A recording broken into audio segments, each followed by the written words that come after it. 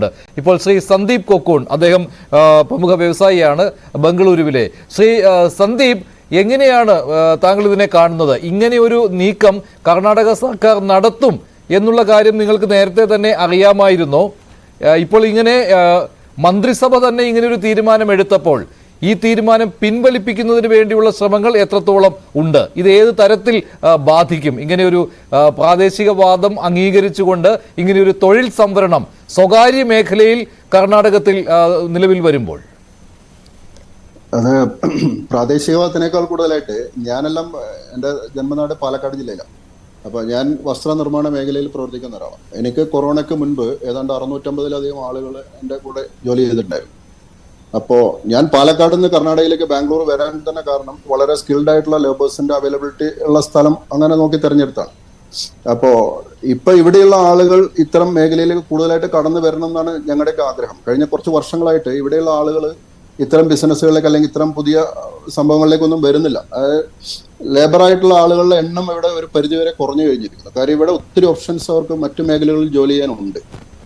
IT മേഖലകളായിക്കോട്ടെ, മറ്റു മാളുകളായിക്കോട്ടെ, നമ്മുടെ നാട്ടിലുള്ളതിൽ കൂടുതൽ ഫെസിലിറ്റീസ് ഇവിടെ തൊഴിലവസരങ്ങളുണ്ട്. ഇപ്പൊ ഞാനൊക്കെ നേരിടുന്ന പ്രശ്നം എന്ന് വെച്ചാൽ ഇവിടെ എനിക്ക് ഏറ്റവും താല്പര്യമുള്ളത് ഇവിടെ ലോക്കലായിട്ടുള്ള ആളുകളാണ്. കാര്യം ഒന്ന് വളരെ ആത്മാർത്ഥമായിട്ട് ജോലി ചെയ്യുന്ന ആളുകളാണ്, പിന്നെ നല്ല സ്കിൽഡ് ആയിട്ടുള്ള ആളുകളാണ്.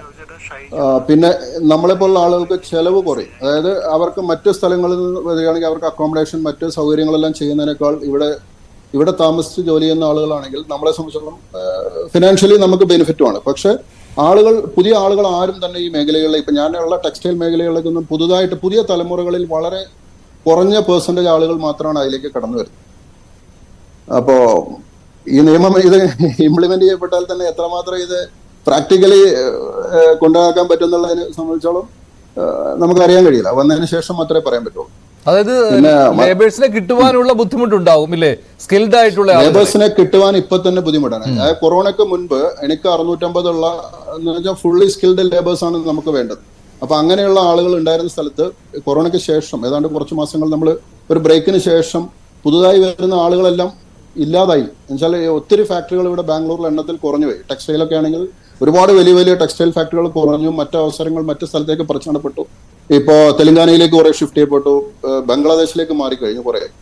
അപ്പൊ ഇവിടെയുള്ള ആളുകളെ എന്നെ പോലുള്ള മേഖലകളിലുള്ള ആളുകൾക്ക് വേണ്ട രീതിയിലുള്ള ആളുകൾ ഇപ്പൊ നിലവിൽ ഇവിടെ തന്നെ അവൈലബിലിറ്റി വളരെ കുറവാണ്. പ്രാദേശികമായി നമ്മളൊക്കെ ആളുകളെ കിട്ടാൻ വേണ്ടി വളരെ വലിയ രൂപത്തിൽ നമ്മുടെ HR വർക്ക് ചെയ്തിട്ടാണ് ആളുകൾ ഇങ്ങോട്ട് വരുന്നത്. ഒരു കാര്യം കൂടി, ഇപ്പോൾ ഈ നിയമം വരികയാണെങ്കിൽ നിങ്ങളുടെ മേഖല എന്ന് പറയുമ്പോൾ അവിടെ 50 മുതൽ 75% വരെ സംവരണമാണ് ഉദ്ദേശിക്കുന്നത്.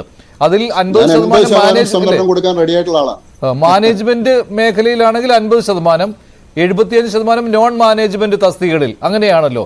അതിൽ ഇവരെ കിട്ടുവാനുള്ള ബുദ്ധിമുട്ട് മാത്രമേ താങ്കൾ കാണുന്നുള്ളൂ. ഇപ്പോൾ മറ്റ് സംസ്ഥാനങ്ങളിൽ നിന്ന് ജോലിക്കാർ വരേണ്ടതില്ല ഈ താങ്കൾ പ്രതിനിധാനം ചെയ്യുന്ന വ്യവസായ മേഖലയിൽ, അതായത് ടെക്സ്റ്റൈൽ വ്യവസായത്തിൽ എന്നാണോ?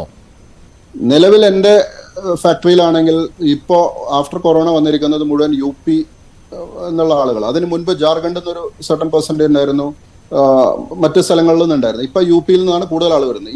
ഇവിടെയുള്ള ആളുകളുടെ ലഭ്യത കുറവുകൊണ്ടാണല്ലോ ഞങ്ങളൊക്കെ UP പോയിട്ട് അല്ലെങ്കിൽ മറ്റൊരു സ്ഥലത്ത് പോയിട്ട് നമ്മൾ ആളുകളെ ഇങ്ങോട്ട് കൊണ്ടുവരുന്നത്. ഹലോ, കേൾക്കുന്നുണ്ട്, പറഞ്ഞോളൂ. എനിക്ക് ആ ചോദ്യം ഒന്നുകൂടി റിപ്പീറ്റ് ചെയ്യാമോ? അല്ല, താങ്കളുടെ മേഖലയിൽ അങ്ങനെ ഈ IT സെക്ടറിൽ നിന്നാണല്ലോ ഇതിൽ കൂടുതലായിട്ടും എതിർപ്പ് വരുന്നത്. അത് തീർച്ചയായിട്ടും ഈ ഒരു താങ്കൾ പ്രതിനിധാനം ചെയ്യുന്ന വ്യവസായത്തിൽ നിന്ന് തികച്ചും ഭിന്നമായിട്ടുള്ളതാണ്. അവിടെ തൊഴിലവസരങ്ങൾ കേരളം ഉൾപ്പെടെയുള്ള സംസ്ഥാനങ്ങളിലെ ഉദ്യോഗാർത്ഥികൾക്ക് കുറയും. അത് വാസ്തവമുള്ള കാര്യമാണല്ലോ അല്ലേ? ഇല്ല, ഒരിക്കലും കുറയാനുള്ള അവസരങ്ങൾ വളരെ കുറവാണ്. കാരണം ഇവിടെ നാൾക്ക് നാൾ വ്യവസായങ്ങൾ കൂടി വരിക എന്നല്ലാതെ നമ്മളെ കാണുന്നിടത്തോളം കുറഞ്ഞു വരുന്നില്ല. ഇപ്പൊ ഞങ്ങളെ ഇൻഡസ്ട്രിയിലാണെങ്കിലും കുറവ് വരുന്നുണ്ടെങ്കിൽ അതിനൊരു സർട്ടൻ പെർസെൻറ്റേജ് കുറയുന്നു. പക്ഷെ അതിനേക്കാൾ കൂടുതലായിട്ട് പുതിയ അവസരങ്ങൾ വന്നുകൊണ്ടേയിരിക്കുന്നു. ഇവിടെ ആവശ്യത്തിന് ആൾക്കാരെ കിട്ടാത്തത് ഇവിടുത്തെ റിക്വയർമെന്റ്സ് കൂടിക്കൊണ്ടിരിക്കുകയാണ്. അല്ലാതെ ഒരു പർട്ടിക്കുലർ പോയിന്റിൽ വെച്ച് റിക്വയർമെന്റ്സ് കുറയുന്നില്ലല്ലോ. നമുക്ക് ഇവിടെ ആവശ്യമുള്ളതിൽ കൂടുതൽ ആളുകൾക്ക് തൊഴിലവസരങ്ങൾ ഉറപ്പാക്കാൻ പറ്റുന്നതിൽ കൂടുതൽ ഓപ്ഷൻസ് കൂടിക്കൊണ്ടിരിക്കുകയാണ്. ഇപ്പൊ നാൾക്ക് നാൾ പുതിയ മോളുകൾ വരുന്നു, IT പാർക്കുകൾ പുതുതായി ലോഞ്ച് ചെയ്യുന്നു. ഇനിയിപ്പോ ന്യൂ ബാംഗ്ലൂർ എന്ന് പറഞ്ഞ എയർപോർട്ടിനടുത്ത് ഒരു പുതിയ ബാംഗ്ലൂരിന്റെ മറ്റൊരു മുഖം അവിടെ ഉണ്ടാക്കാൻ പോകുന്നു. അതൊക്കെ ഫുള്ളി IT ബേസ്ഡ് ആയിട്ടാണ്. ഇപ്പൊ ആപ്പിളിന്റെ ഫാക്ടറി ബാംഗ്ലൂർ സെറ്റിൽ ചെയ്യാൻ പോകണം. അപ്പൊ ഇവിടേക്കെല്ലാം അവസരങ്ങൾ വല്ലാതെ കൂടുന്നുണ്ട്. അപ്പൊ അതിന് അനുസരിച്ച് അവർ കുറച്ച് ലോക്കലായിട്ടുള്ള ആളുകളെയും കൂടി എടുക്കാൻ താല്പര്യപ്പെടുന്നു. അതിനപ്പുറത്തേക്ക് അതിന് വലിയ രീതിയിൽ വലിയൊരു ബുദ്ധിമുട്ടുണ്ടാവുമെന്ന് ഞാൻ വിചാരിക്കുന്നില്ല. പക്ഷേ പല വ്യവസായ ഗ്രൂപ്പുകളും ഇതിനെ എതിർക്കുന്നുണ്ടല്ലോ. ഇപ്പോൾ അതുകൊണ്ട് തന്നെയാണ് കർണാടകത്തിലെ മറ്റു മന്ത്രിമാർക്ക് ഇപ്പോൾ സിദ്ധരാമയ്യ ഇക്കാര്യം ട്വീറ്റ് ചെയ്തു. ഞങ്ങൾ ഇങ്ങനെ ഒരു തീരുമാനം എടുത്തിട്ടുണ്ട്, മന്ത്രിസഭാ യോഗം ഇങ്ങനെ ഒരു തീരുമാനം എടുത്തിട്ടുണ്ട് എന്ന് ട്വീറ്റ് ചെയ്തത്. അതിനെതിരെയുള്ള വിമർശനം ഉയർന്നു. അതിനുശേഷം അദ്ദേഹത്തിന് ആ ട്വീറ്റ് തന്നെ പിൻവലിക്കേണ്ടി വന്നിരിക്കുകയാണ്. അതിനുശേഷം ചില മന്ത്രിമാർക്ക്, IT മന്ത്രി പോലുമുണ്ട്, ഇത് കുറച്ചുകൂടി ആലോചിച്ച് ചെയ്യുകയുള്ളൂ എന്ന് പറയേണ്ട ഒരു സ്ഥിതിയും ഉണ്ടായിരിക്കുകയാണ്. അപ്പോൾ എതിർപ്പുണ്ട് എന്ന കാര്യം ശരിയാണോ തെറ്റാണോ? എതിർപ്പുണ്ടായിരിക്കാം. കാരണം ഞാൻ സംസാരിക്കുന്നത് കൂടുതലും എന്റെ മേഖലയെ ബേസ് ചെയ്തുകൊണ്ട്, എനിക്ക് ലേബർ ഓറിയന്റഡ് ആയിട്ടുള്ള ബിസിനസ് ആണ് ഞങ്ങൾ ചെയ്തുകൊണ്ടിരിക്കുന്നത്. ഇപ്പൊ IT മേഖലകളിലൊക്കെ കുറച്ചും കൂടി ഡിഫറെന്റ് ആണ്. അപ്പോ അത് വലിയ ചർച്ചകളിലൂടെ മാത്രമേ നമുക്ക് അതിന്റെ പ്രശ്നങ്ങൾ വരുംവരായികൾ നമുക്ക് ഇപ്പൊ ഒരു പെട്ടെന്ന് കണ്ടെത്തുന്നതിനേക്കാൾ ഉപരി എല്ലാ മേഖലകളെയും ബന്ധപ്പെടുത്തിക്കൊണ്ട് നമുക്ക് സംസാരിച്ചു കഴിഞ്ഞാൽ മാത്രമേ മനസ്സിലാക്കാൻ പറ്റുള്ളൂ. അതിനെല്ലാം ഇവിടെ അനവധി അസോസിയേഷനുകളുണ്ട്, എല്ലാ തരം സംഘടനകളും ഉണ്ട്. അപ്പൊ അത്തരം ചർച്ചകളൊക്കെ വരും ദിവസങ്ങളിൽ നടക്കുമായിരിക്കാം. പിന്നെ ഇവിടെയുള്ള സംഘടനകൾക്ക് വ്യക്തമായ കാര്യങ്ങൾ ചെയ്യാൻ കപ്പാസിറ്റി ഉള്ള സംഘടനകളാണ് നിലവിൽ എല്ലാവരും പ്രവർത്തിച്ചുകൊണ്ടിരിക്കുന്നത്. ശരി ശരി സന്ദീപ്, സ്വാഭാവികമായിട്ടും നമ്മുടെ എല്ലാ അഭിപ്രായം കേൾക്കും അതിൽ. ശരി ഡോക്ടർ